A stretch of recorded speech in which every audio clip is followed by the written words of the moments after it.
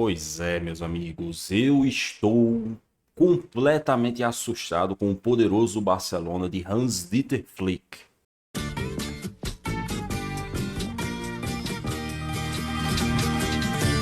A temporada 2024-25 começou e com ela temos um novo trabalho começando no Barcelona, né? O Barcelona se acostumou a ser um clube que não demora muito a trocar de treinador, né? A gente teve vários técnicos passando pelo Barcelona nos últimos tempos e o nome da vez é o alemão Hans-Dieter Flick, né? Que vem de dois trabalhos, um no Bayern de Munique e um na seleção alemã, um deles maravilhoso lá no Bayern e um péssimo na seleção da Alemanha, até que ele acabou indo parar no Barcelona, né? Foram muitos meses ali de negociação, ele esperando, ele queria muito esse trabalho e por enquanto ele tá mostrando o porquê que ele queria tanto. A gente teve 3 jogos do Barcelona aí no Campeonato Espanhol, começando com esse jogo aqui contra o Valência, né, o jogo da primeira rodada, um jogo em que o Barcelona ainda não estava completo, né, como vocês podem ver aqui a escalação, Ter Stegen, Koundé, Cubarsí, Inigo Martínez, Balde, meio campo com Bernal e Caçador, que são dois garotos da base que subiram recentemente, ataque com Lamine Yamal, Rafinha, o nosso possante tiburão Ferran Torres e o Robert Lewandowski. E mesmo sem estar com o time completo, o Barcelona conseguiu fazer um grande jogo. Uma estreia que não é fácil, tá? Você abrir o Campeonato Espanhol enfrentando o Valência no Mestalla, definitivamente não é uma estreia recomendada. Mas mesmo assim o Barcelona tirou de letra, venceu por 2-1 com 2 gols do Robert Lewandowski. Como vocês podem ver aqui nas estatísticas, cara, o Barcelona teve um domínio bem interessante dessa partida, tá? Posse de bola 64%, um XG de 3,22, um XG bem altíssimo, né? Como vocês podem ver aqui pelo mapa de finalizações, o Valência teve poucas finalizações, enquanto que o Barcelona teve várias, sendo que dessas várias finalizações do Barcelona, né, ao todo foram 18 chutes do Barcelona no jogo, muitos chutes de dentro da área, cara, o que é um fator muito interessante, né? Afinal de contas, quando você consegue gerar muitas finalizações de dentro da área, é porque você está conseguindo criar situações de jogo em que os seus jogadores possam chegar à área com condições de finalizar. Porque assim, a gente vê muito jogo em que às vezes a equipe não tem muita criatividade, não tá conseguindo furar uma boa defesa, e os jogadores começam a chutar de tudo quanto é jeito, de longe, de fora da área, todo torto, e acaba aumentando o número de finalizações. Mas nesse caso aqui não, o número de finalizações do Barcelona foi alto, o XG foi alto, né? XG que são os gols esperados de acordo com as chances que o time criou, e muitas dessas finalizações foram de dentro da área, inclusive os dois gols do Lewandowski, um deles ele aparecendo ali dentro da área para desviar de primeira, né, golzão de centroavante, e o outro marcado de pênalti. Foi um jogo em que o Barcelona conseguiu produzir bastante, mesmo ainda estando desfalcado de vários nomes, cara. Se você pega aqui o time titular, ainda não tem o Dani Olmo, que não estava inscrito, ainda não tem o Gavi, que ainda está se recuperando de lesão, não tem o De Jong, o Pedri não começou o jogo como titular. Então, já foi um jogo bem interessante em que a gente ainda podia ver uma melhora possível para o Barcelona. Depois disso, eles tiveram o primeiro jogo em casa, em que eles enfrentaram o Atlético, aí treinado pelo Ernesto Valverde. E aí o Barcelona já com um time um pouco mais encorpado, porque a gente teve a estreia do Pedri como titular, né? Ele já tinha entrado no segundo tempo ali no jogo contra o Valência, mas nesse jogo aqui contra o Atlético, ele começou a partida. Um jogo bem difícil, né? O Atlético Bilbao é um time sempre chatíssimo de se enfrentar, ainda mais esse daqui. Um Atlético que foi campeão da Copa do Rei na temporada passada, tá com o Ernesto Valverde, que é um treinador que sabe armar suas equipes, e obviamente com ali o destaque Nico Williams, que é um jogador que o Barcelona tentou bastante contratar durante esse mercado de verão, mas ele vai acabar ficando no Atlético. Só que, apesar do Atlético ser um bom time, eles conseguiram dificultar muito a vida do Barcelona, não necessariamente pelo jogo deles, mas mais pelo azar, né? Esse foi um jogo em que o Barcelona produziu menos em relação ao jogo contra o Valência, né? Vocês podem ver aqui um XG de 1,83, 13 finalizações, de novo, muitas finalizações dentro da área, só que dessa vez a gente teve um gol de fora, né? O gol do Lamine Yamal foi marcado de fora da área, a bola tem um desvio e vai morrer no fundo do gol, e depois o gol da vitória sendo marcado pelo Lewandowski de dentro da área. Como eu falei, essa questão do azar foi justamente por causa do Lewandowski, né, cara? Porque o Barcelona poderia ter feito um placar mais folgado nesse jogo, um 3-1 de repente, mas o Lewandowski meteu 2 bolas na trave e outra ele chuta a queima-roupa o goleiro do Atlético, Padilha, faz uma defesa simplesmente fenomenal, impedindo o gol do Leva, até que finalmente na quarta tentativa ele conseguiu colocar a bola na rede, finalizando firme ali de perna esquerda. Mas um jogo bem interessante do Barcelona, tá? Pegando aí um adversário difícil, eram 2 primeiras rodadas complicados, né? Você começar no Mestalla contra o Valência e depois no Estádio Olímpico contra o Atlético.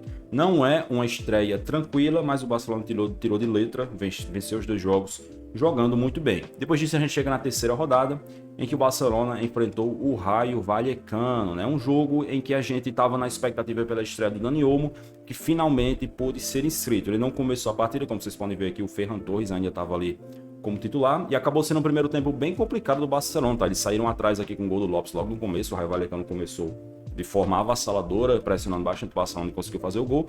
Depois disso, o Barcelona até que teve a posse de bola, mas não estava conseguindo produzir muitas chances, né? Ali pelo lado direito, especialmente, porque o Jules Koundé aqui, o nosso querido Koundézão, fez um jogo horroroso, cara. Então, o Lamine Yamal, como vocês podem ver aqui, foi a maior nota do jogo, tava tendo que se virar ali, jogando praticamente sozinho pelo lado direito do Barcelona. A equipe não estava conseguindo produzir muito bem. Até que, para a segunda etapa, como vocês podem ver aqui no intervalo, o Dani Olmo entrou substituindo o nosso Tiburón, e isso mudou tudo, né, cara? O jogo do Barcelona mudou completamente com a entrada do Dani Olmo. Eu vou até ilustrar aqui para vocês, ó.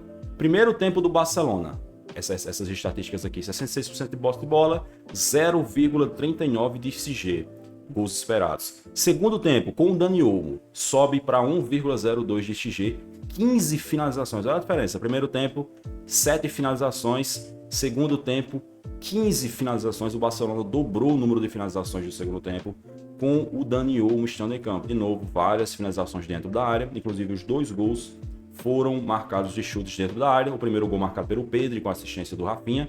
Ele domina e finaliza de perna esquerda.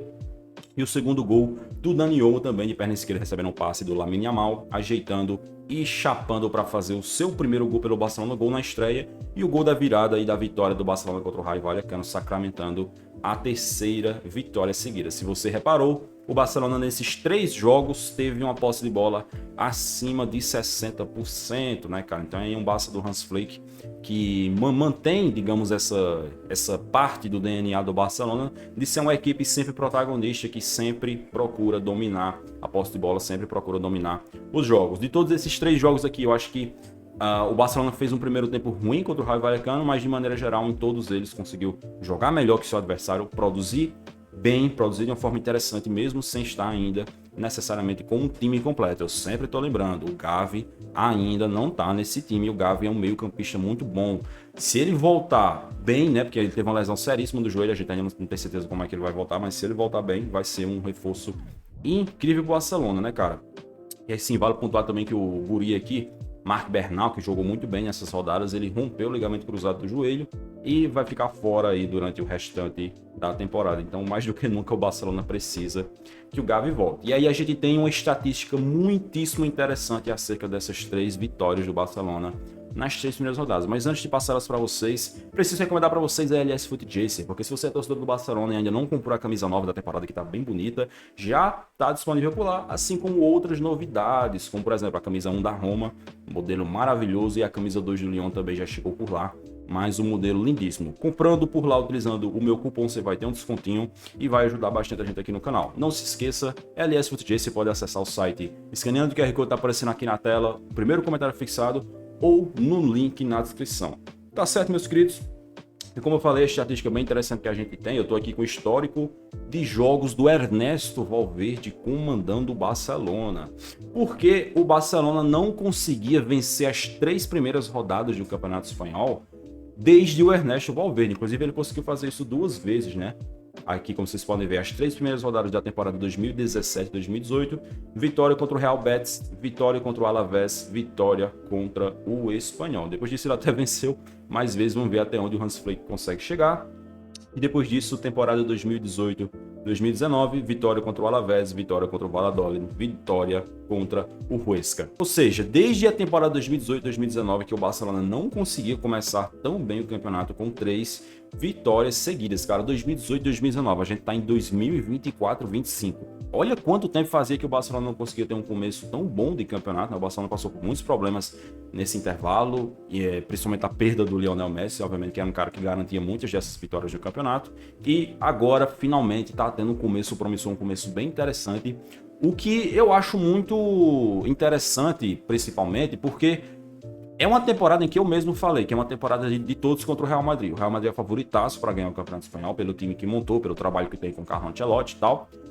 Mas Pelo que a gente tá vendo aqui nesse começo, o Barcelona vai dar um trabalho desgraçado pro Real Madrid se o Real Madrid quiser conquistar esse bicampeonato. Como vocês podem ver aqui, o Real Madrid não conquista um bicampeonato de La Liga desde essa dobradinha aqui da temporada 6-7 e da temporada 7-8. Faz muito tempo, tem gente aí assistindo esse vídeo que não era nem nascido quando isso aconteceu, cara. Faz bastante tempo que o Real Madrid não consegue fazer um bicampeonato. E eu acho que esse projeto que o Real Madrid tá montando com tantos grandes jogadores, cara, era um projeto não apenas para continuar indo muito bem na Liga dos Campeões, que é uma coisa que o Real Madrid sempre faz, é o principal objetivo do clube, mas também para, de repente, fazer uma dinastia no Campeonato Espanhol, né? Coisa que o Real Madrid não consegue fazer há bastante tempo, né? A gente vem de uma era, nos últimos 15 anos, digamos assim, em que o Barcelona ganhou muito mais vezes o Campeonato Espanhol do que o Real Madrid, embora o Real Madrid tenha ganhado muito mais vezes a Champions em contrapartida, né? Mas eu acho que conseguir ter esse domínio só nacional, eu acho que é algo que interessa, sim, ao Real Madrid, e é algo que eles vão tentar fazer nessa temporada, mas pelo visto não vão ter vida fácil,